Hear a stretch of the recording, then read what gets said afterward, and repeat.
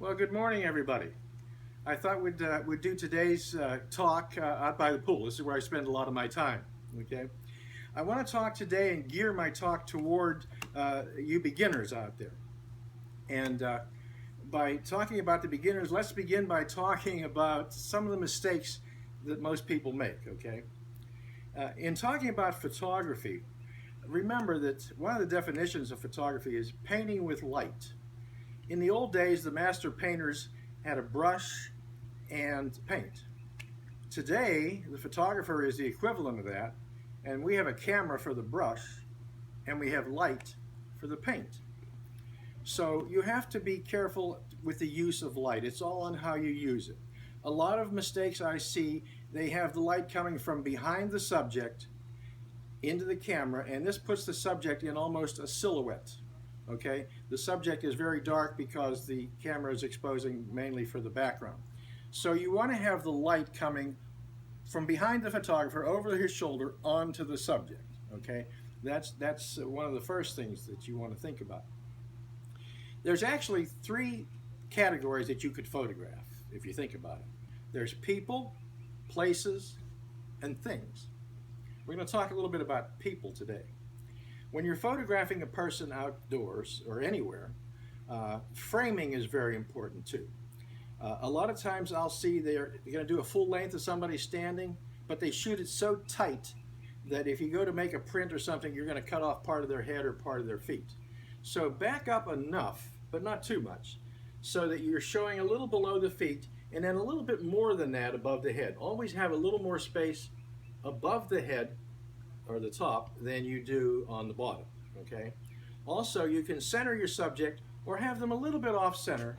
But if you have them a little bit off center, make sure that they're off center towards the back so it looks like they're coming into the picture.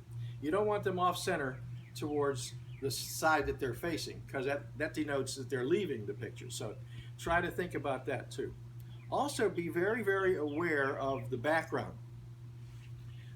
Don't have a tree growing out of the person's head by photographing, or a telephone pole. This was used to see this a lot years ago. Okay, and the typical deal was the bride getting ready for the wedding beforehand, and you'd have her standing in front of the TV, and this is when they had the rabbit ears or antennas on a TV, and it would look like it was growing out of her head.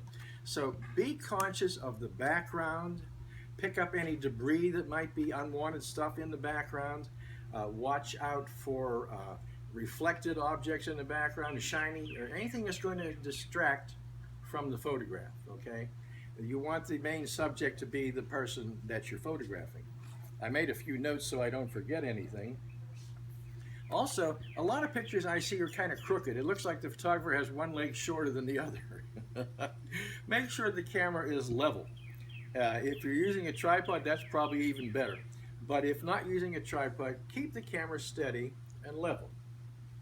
And don't think you have to shoot everything vertical or everything horizontal, okay? Because it depends on the subject. So don't be afraid to turn the camera to a vertical position if that's going to work better.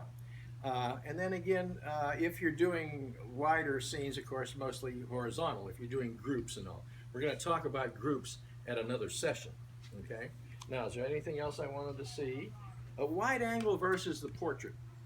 If you're going to do a portrait of somebody, when I say portrait, I mean usually 3/4 length from the waist up, or maybe even a little tighter.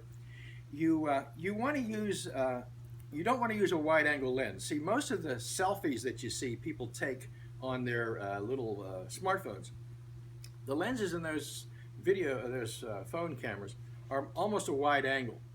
And you don't want to shoot a close-up of a person with a wide angle because you're going to get distortion, okay? When people are up there doing that selfie, they're real close. They don't realize that that's a wide angle shot, and they're going to distort the face, make it look wider. If they get too high, they're going to make the nose look longer.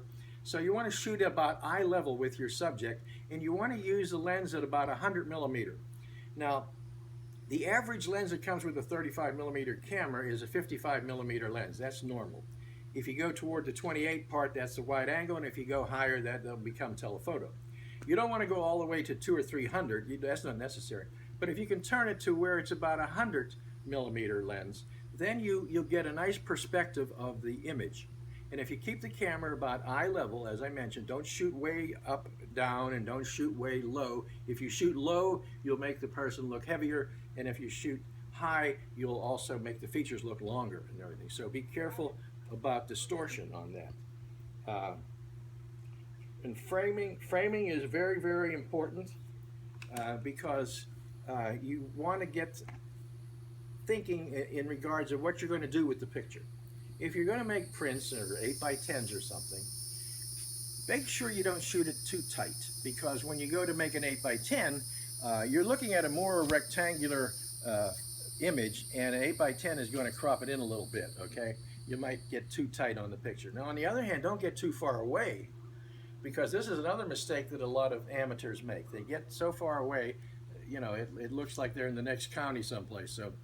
So try, do about, you know, practice. You're very fortunate because the cameras that we have today, they do all the work for you. I mean, they can do everything but cook breakfast for you. And I'm not even sure that maybe they can't do that. Maybe they can do that too. In the old days, we had to do everything manually. Unless you had enough money to buy a very expensive light meter, you had to guess on the exposure and set it that way. So we used to do what we call bracketing. Bracketing is when you have an idea, I think it's going to be at f8, so I'll take a picture at f8, then I'll take one at f11, and I'll take one at f5.6. You bracket 3 exposures, the one you think is right, and the one less exposure, and the one more exposure. You don't have to do that today, okay? The camera does everything for you, all right? It's just a question of knowing how to use it. And these are just some basic things that beginners run into. We talk mostly about photographing people, but also there's objects, that would be things. So it's people, places, and things. The people part is obviously people. The places would be scenery, architectural, buildings, and so on. And the things would be still lifes, a butterfly, close-ups of objects like that. So these are the various categories that I'm going to cover during this series of videos that we're going to put together for you, okay? So for today, I'm going to sign off because I'm going to jump in this pool. And I hope we'll see you again real soon. Thank you, and goodbye for now.